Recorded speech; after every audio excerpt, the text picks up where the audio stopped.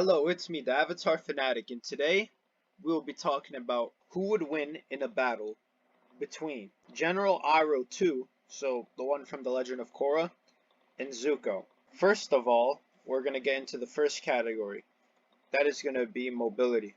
And in this, I'd actually say that General Iroh II is actually probably in the advantage here.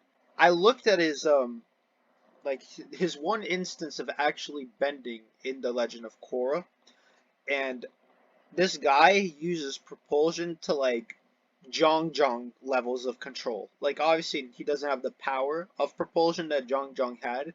The amount of actual control he had was insane. Where he was just, sneaky quick with like hand-to-hand engagements as well.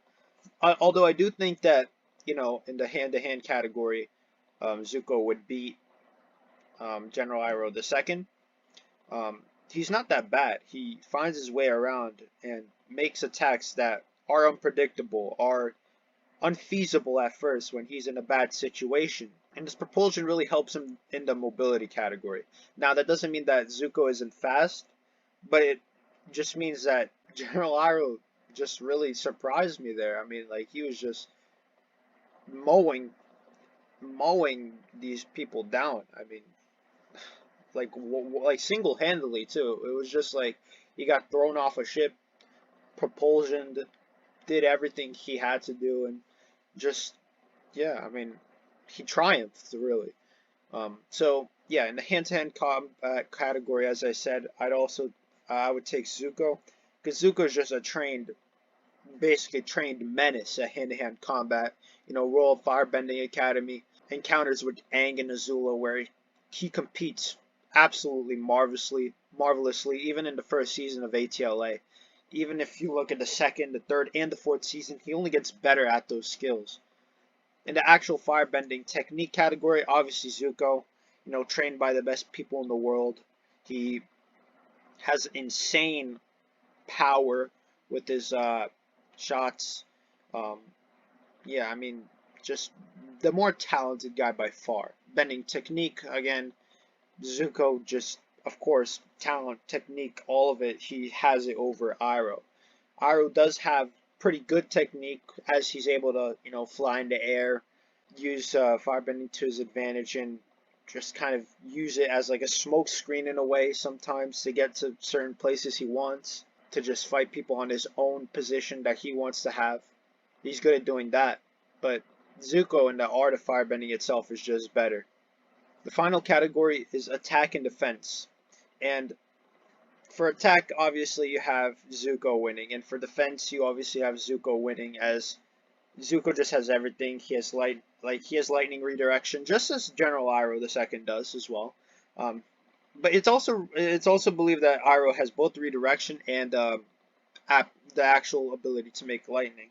So that's good to know that he has over Zuko. But I mean, attacking, he can just completely mow you down. Hand-to-hand combat, he'd trounce General Iroh with.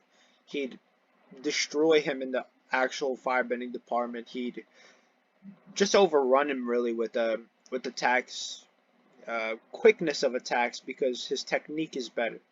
Iroh can get out of the way of him, but just quickness of attacks is what will probably just lead Zuko to just mow him down really.